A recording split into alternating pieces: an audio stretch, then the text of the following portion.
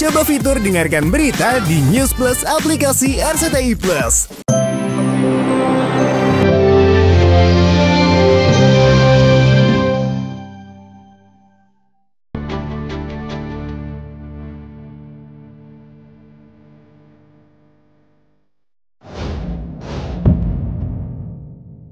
Sempat ramai jika masa penahanan artis sensasional Nikita Mirzani akan segera berakhir. Bahkan seteru bos skincare Reza Gladys ini santer akan dibebaskan pasca kuasa hukumnya Fahmi Bahmid melaporkan Reza Gladys atas dugaan wan prestasi hingga terancam digugat Niki dengan angka yang fantastis mencapai 100 miliar rupiah. Tapi kemarin secara mengejutkan, Kepala Seksi Penerangan Hukum Kejaksaan Tinggi atau Kejati DKI Jakarta Syahron Hasibuan memaklumatkan jika berkas kasus Niki sudah dinyatakan lengkah alias P21 sejak tanggal 28 Mei lalu hingga akan segera disidangkan di meja hijau.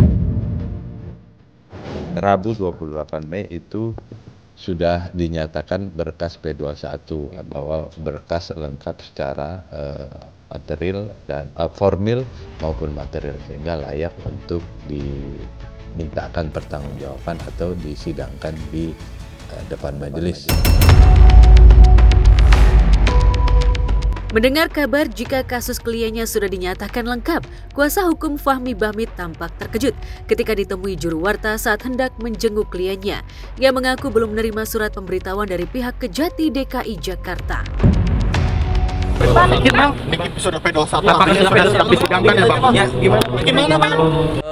Kedua tersangka ini akan sangat dengan gampang untuk di P21-kan karena menurut kita bahwa alat bukti itu sudah terlengkapi.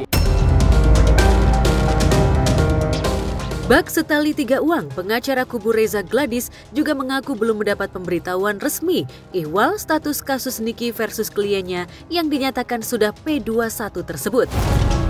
Alih-alih menunjukkan ekspresi puas karena lawannya akan segera menghadapi persidangan, pihak RG malah tengah mengejar dua nama lainnya yang menurut mereka layak ditetapkan sebagai tersangka bersama Niki.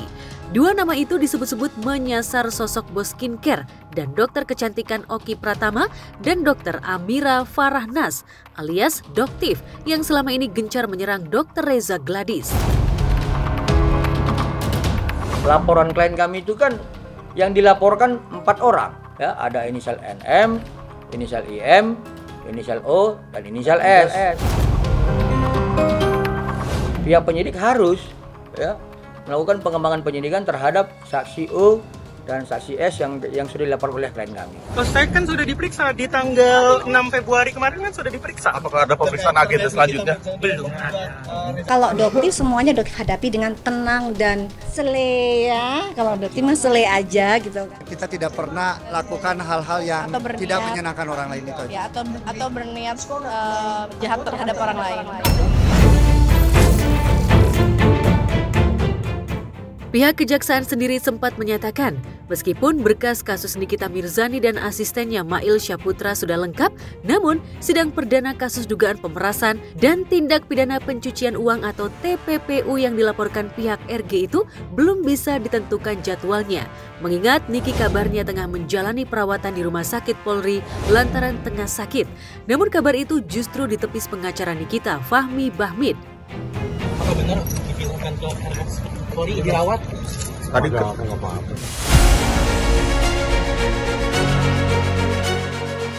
Ya, Juru Warta mengkonfirmasi ihwal kondisi Niki ke Polda Metro Jaya, di mana Niki ditahan.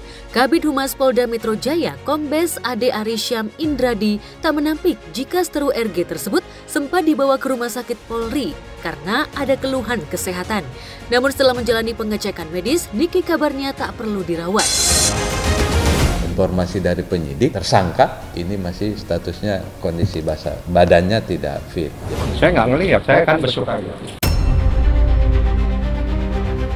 Spekulasi ihwal sakit apa yang diderita Niki dalam tahanan memang belum ada keterangan resmi dari pihak rumah sakit. Tapi, jika benar Niki tengah sakit, lantas mungkinkah ia syok karena kasus yang menjeratnya dinyatakan lengkap dan akan segera disidangkan? Wah, nggak ada apa-apa. Tersangka-tersangka ini kan masih sakit, Jadi kita juga tidak bisa pastikan kapan. Meskipun sudah beberapa kali melewati masa sulit dalam dinginnya jeruji besi, tetaplah tak mudah bagi Niki. Apalagi usia artis kelahiran Jakarta 17 Maret 1986 ini kini sudah tak muda lagi. Di usia yang sudah menginjak 39 tahun, tubuh Niki jelas sudah tak sekuat dulu saat dirinya pertama kali masuk penjara pada tahun 2012 silam karena terjerat kasus penganiayaan dengan Olivia dan Beverly Sandi.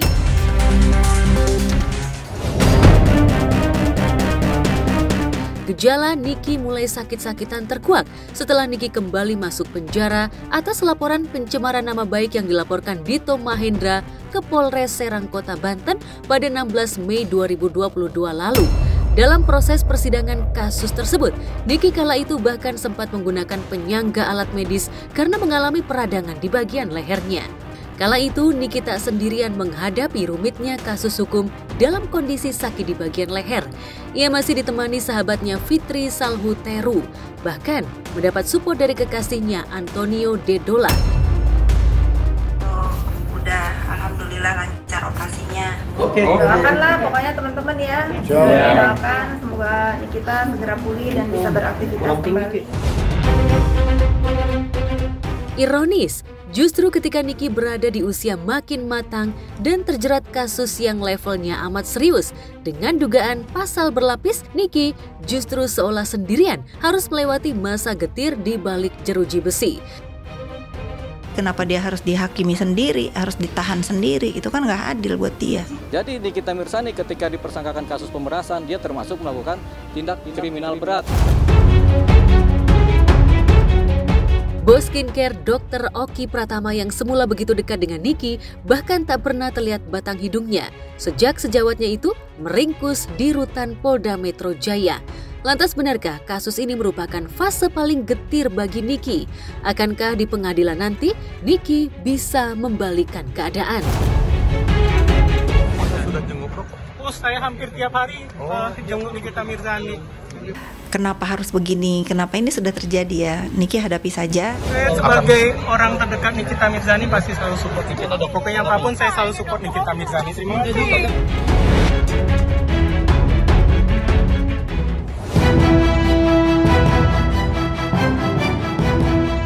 Hidup dalam getir di usia yang semakin matang tak kalah lirih harus dilalui aktor senior Atta Lariksya.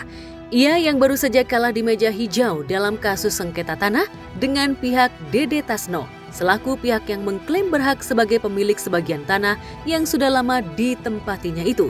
Kemarin, mantan suami Sania Marwah ini datang ke kantor Pengadilan Negeri Cibinong, Bogor, Jawa Barat ditemani juru belanya untuk mengambil surat tanah yang sudah ditandatangani oleh pihak dari Pengadilan Negeri Cibinong. Iyalah. Bagaimana saya tinggal di sini tahun 2003. Proses pemilikan lahan itu dari tahun 2000. Gugatannya tahun 2015 sampai hingga sini belum selesai. Ada tidak sesuai apa karena banyak pertimbangan hukum yang tidak diambil oleh majelis hakim pada bulan pertama. Meski berat, Atta Larik terpaksa menerima surat tanah hasil sengketa sesuai keputusan Majelis Hakim Pengadilan Tinggi Cibinong yang dimenangkan kubu Dede Tasno. Saya berkeras, saya itu nggak mungkin seorang artis istilahnya public figure dengan mudahnya ngambil lahan orang tuh nggak mungkin. Saya mau hidup tenang. Kado surat tanah dengan lahan yang sudah tak sepenuhnya tidak bisa ia miliki ini seolah menjadi kado ulang tahun terpahit dalam hidupnya. Gila, sedih. Tapi emang di rumah kan saya karena emang nggak biasa merayakan ulang tahun, udah jadi ya nggak ada apa-apa. Ini pertanda ya kita lagi memperjuangkan keadilan. Dapat kartu Dede yang romantis banget, dia bikin birthday card sendiri. Ada lihat di story saya hari ini, kalau nggak kehapus.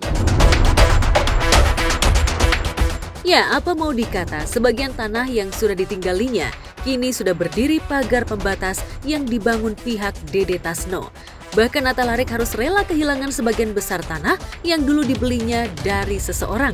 Lebih miris lagi, adik kandungnya Atilasya bahkan terpaksa harus membayar sebagian lahan yang sudah dibangun rumah sebesar 850 juta rupiah.